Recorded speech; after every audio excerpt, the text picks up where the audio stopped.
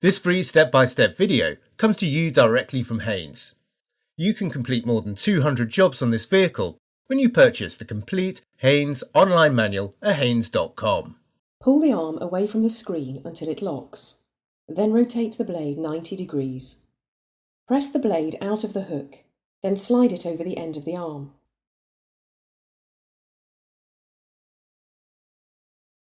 Slide the blade over the arm and pull it firmly into the hook. Rotate the blade 90 degrees, then lower the arm gently down to the screen.